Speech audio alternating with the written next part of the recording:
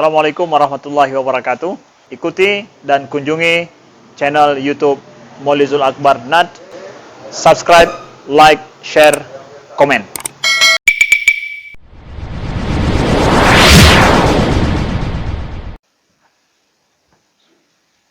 Assalamualaikum warahmatullahi wabarakatuh.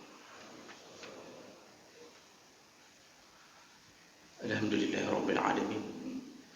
Hamdan katsiran tayyiban mubarakan fihi. Asyhadu an la ilaha illallah wahdahu la syarika lah. Wa asyhadu anna Muhammadan 'abduhu wa rasuluhul karim. Allahumma shalli wa sallim ala nabiyyina al-Mustafa Muhammadin wa ala alihi wa ashabihi ajma'in. Amma ba'd. Rabbi shrah li sadri wa yassir li amri wahlul 'uqdatam min lisani yafqahu qawli. Segala puji bagi Allah, kemudian salawat dan salam kepada Rasulullah, pada keluarga dan seluruh sahabat-sahabatnya. Jemaah subuh, bapak-bapak dan ibu-ibu yang Allah muliakan insyaallah.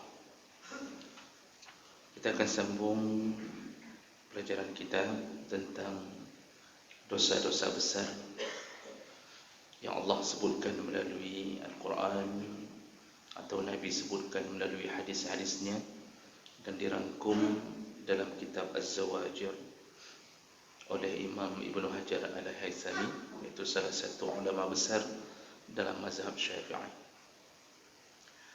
Di pertemuan kita yang terakhir, kita telah membahas salah satu dosa besar adalah menahan harta untuk diberikan kepada kerabat yang membutuhkan dalam keadaan kita mampu untuk memberikannya.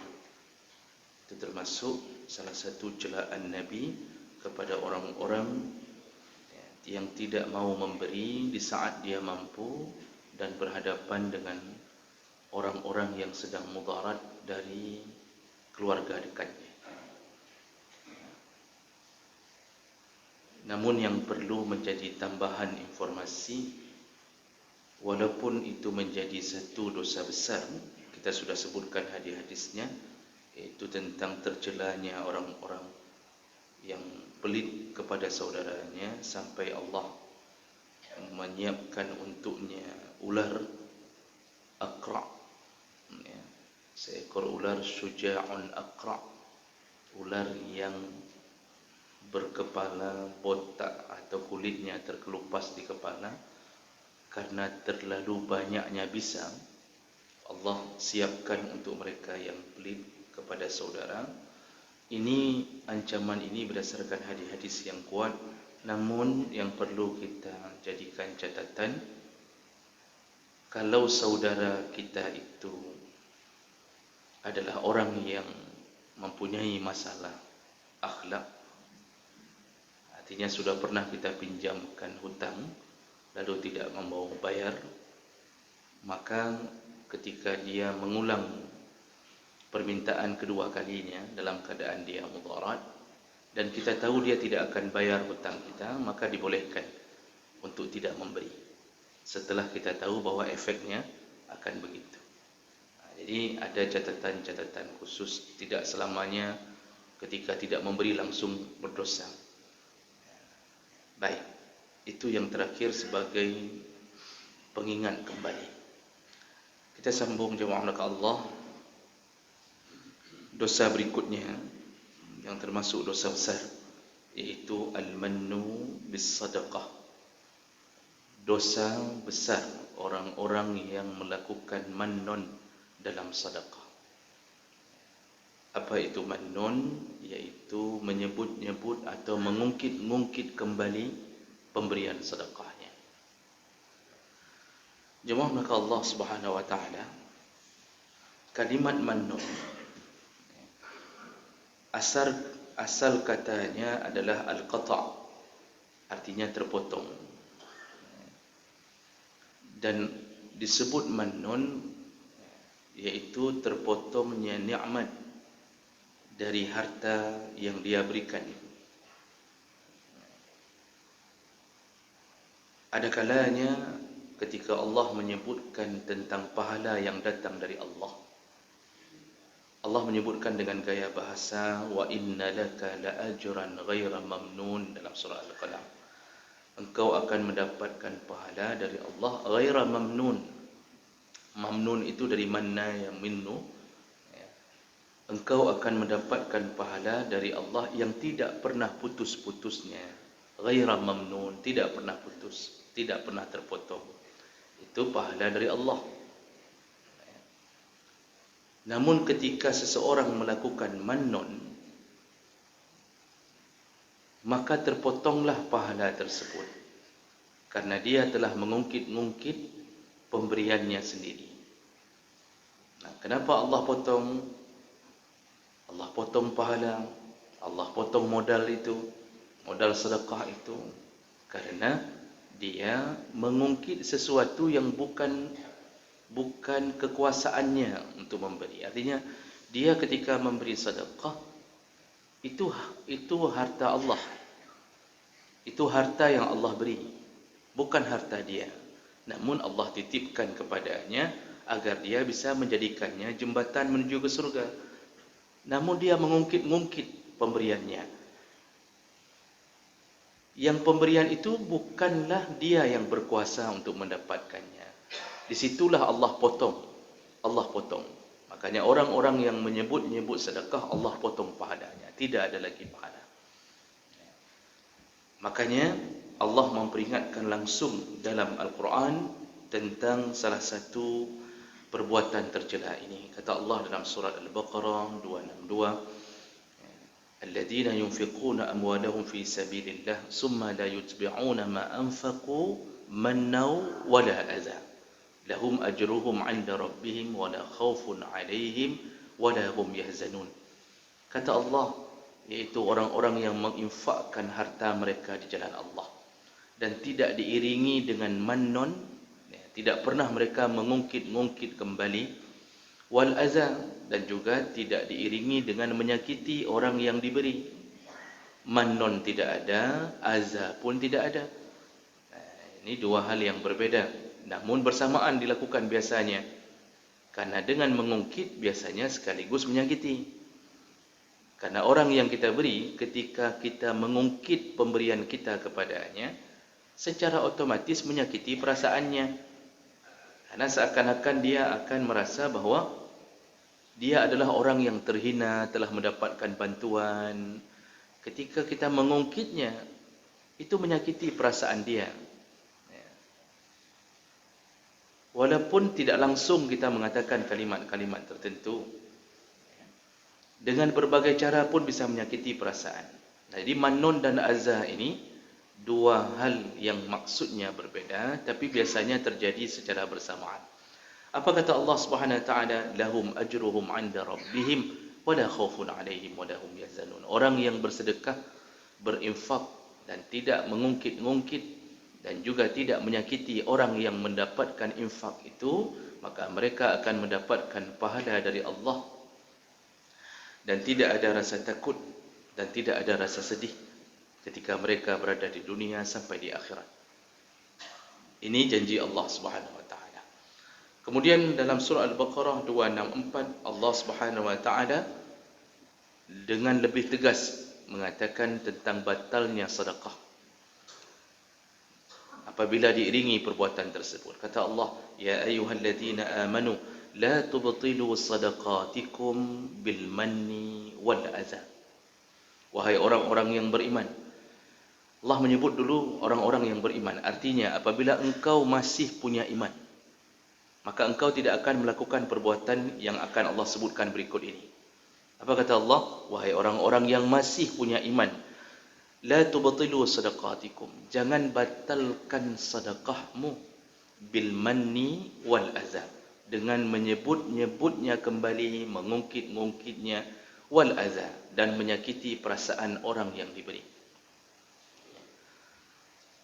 Jemaah maka Allah, kalau kita buka tafsir, ternyata para ulama ahli tafsir itu menyebutkan, Allah tidak menyebutkan wala tubtilu ajra sadaqah. Allah tidak menyebutkan jangan batalkan pahala sedekahmu. Jadi enggak ada kalimat ajra di situ. Tapi Allah langsung menyebutkan jangan batalkan sedekahmu. Tidak disebutkan pahala sedekah. Para ahli tafsir mengatakan bahawa itu menunjukkan bahawa kalau orang mengungkit pemberiannya kembali atau menyakiti perasaan orang yang diberi, yang Allah batalkan bukan hanya pahala. Modal-modalnya Allah tidak hitung lagi. Artinya modal itu kita dapatkan dari kerja jerih payah. Mungkin kita kumpulkan dengan cara yang halal. Kita berkeringat setiap hari mengumpulkan uang, kita berikan kepada fakir miskin. Tapi diiringi dengan perbuatan mannon dan azah tadi, maka bukan hanya pahala yang hilang. Proses mendapatkan harta itu yang sebenarnya berpahala pun hilang.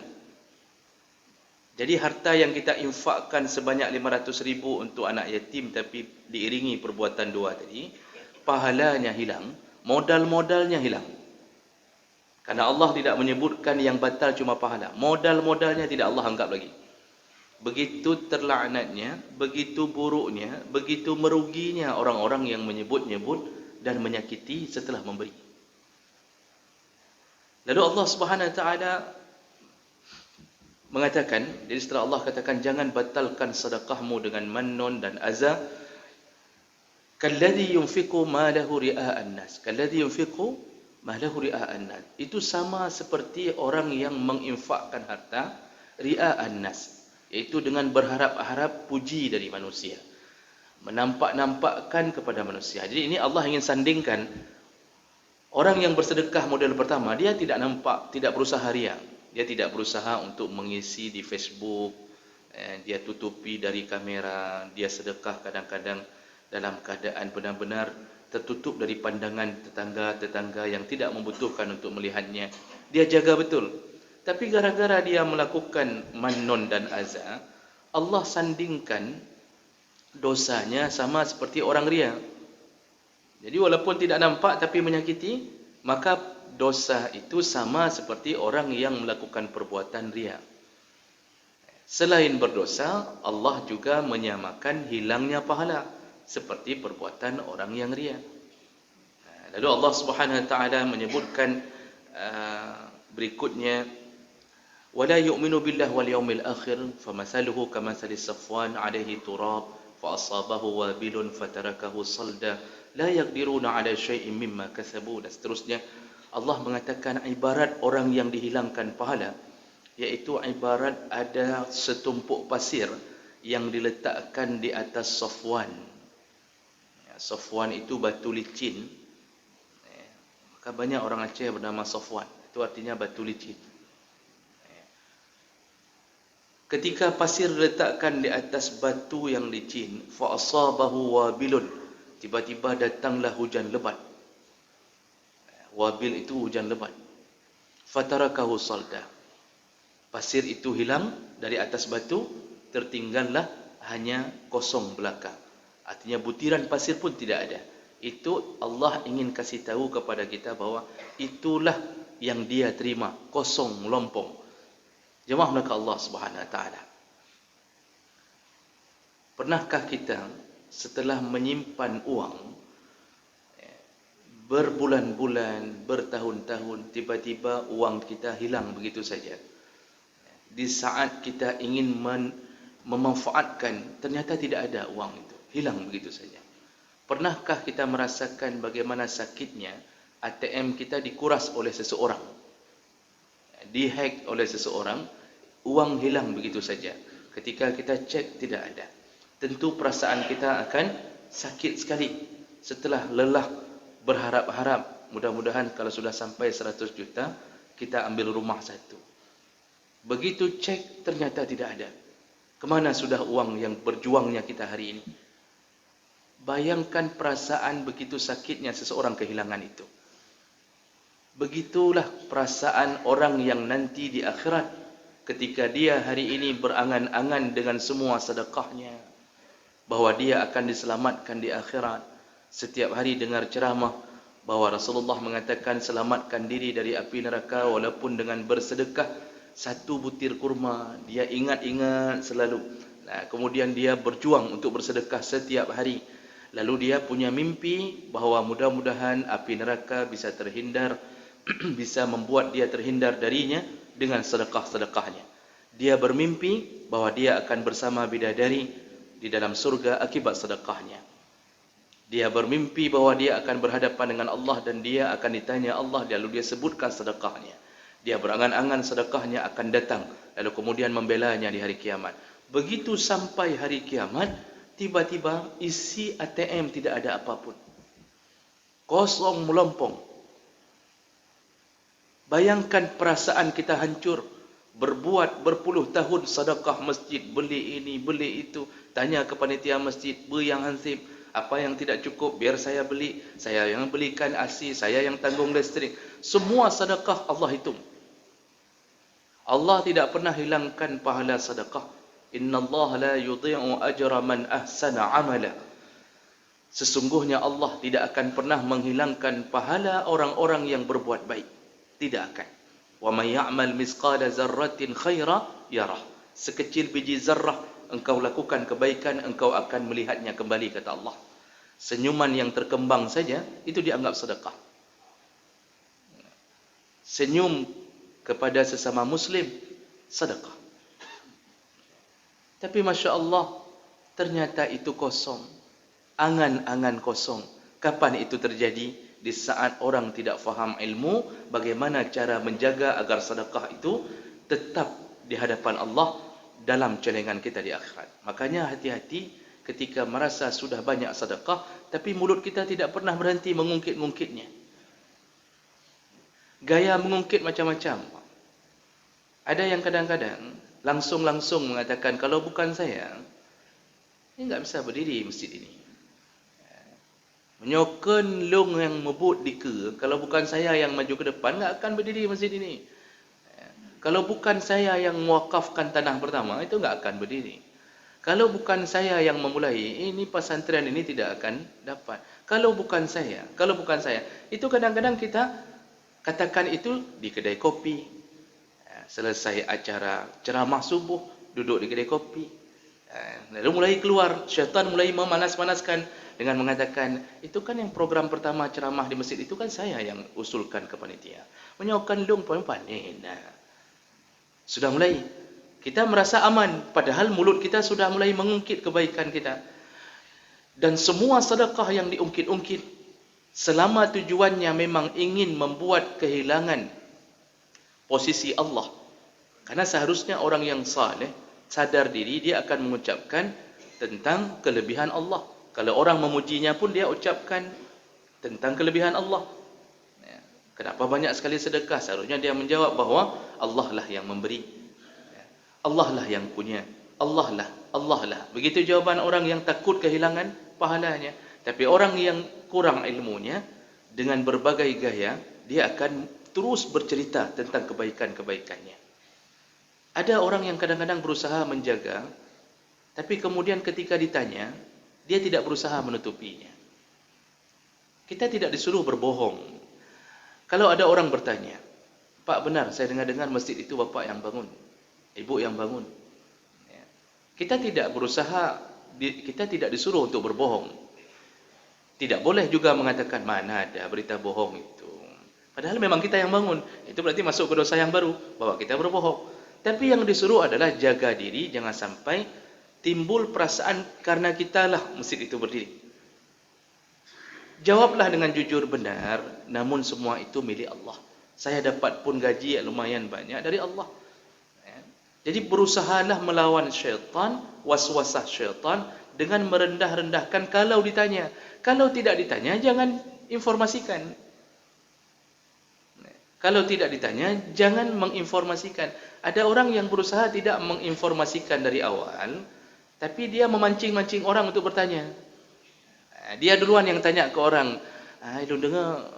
saya dengar kamu ada sedekah ya di tempat fulan ya, begini, saya dengar itu kamu ya, begitu.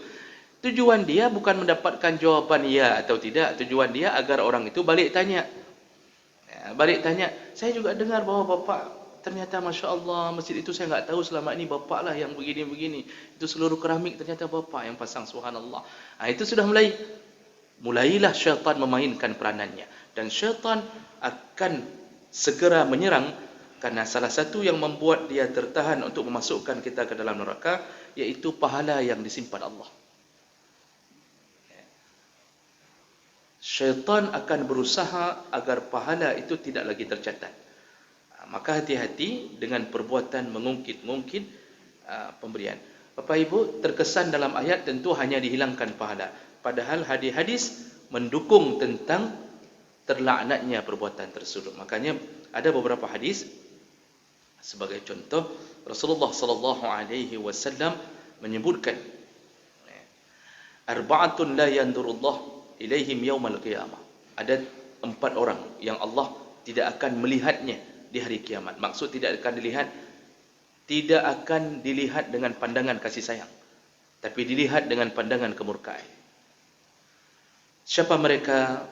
Yaitu aqun, orang-orang yang durhaka pada orang tuanya, wa mannan, orang-orang yang mengungkit-ungkit pemberiannya, wa mudammin al-khamar, dan orang-orang yang candu khamar, wa mukazzib bil qadar, dan orang-orang yang mendustai qadar Allah.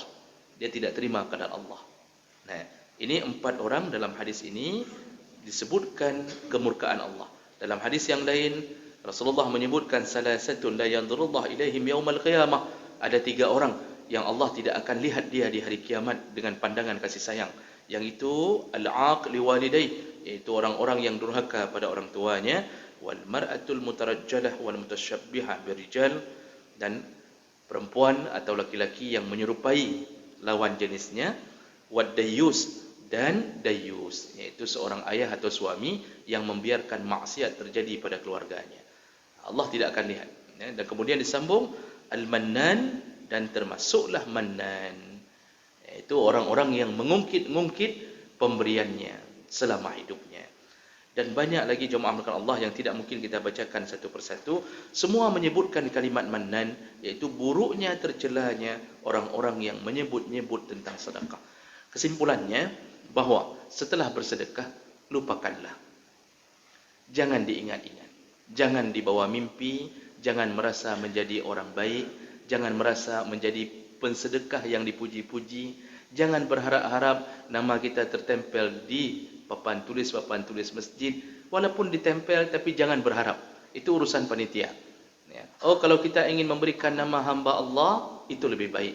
Namun kalau disebutkan hamba Allah ketika diumumkan di masjid, lalu kita mengatakan, itu saya yang dimaksud, itu juga sama. Kita minta kepada panitia, tulis hamba Allah mendang. Kebetulan jumlah yang kita berikan agak besar. Ketika disebutkan di masjid, kita kasih tahu orang, yang naturi mana hamba Allah yang 1 juta 700-nya. Nyangkanya long. Itu sama saja. Jadi kalau disebutkan nama tidak mengapa, tidak ada larangan untuk menuliskan nama di papan tulis. Selama hati kita bisa kita jaga. Namun menjaga untuk menutupi itu lebih baik. Maka jemaah maka Allah, bertahanlah dengan tawadhu', simpanlah semua kebaikan, biarlah Allah yang mencatatnya, biarlah Allah yang menyimpannya, dan nikmatilah di akhirat nanti. InsyaAllah kita akan dikumpulkan di dalam surga dengan sedekah-sedekah kita. Mudah-mudahan bermanfaat. Subhanakallahumma bihamdik, asyhadu an la ilaha illa anta, astaghfiruka wa atubu ilaik. Wassalamualaikum warahmatullahi wabarakatuh.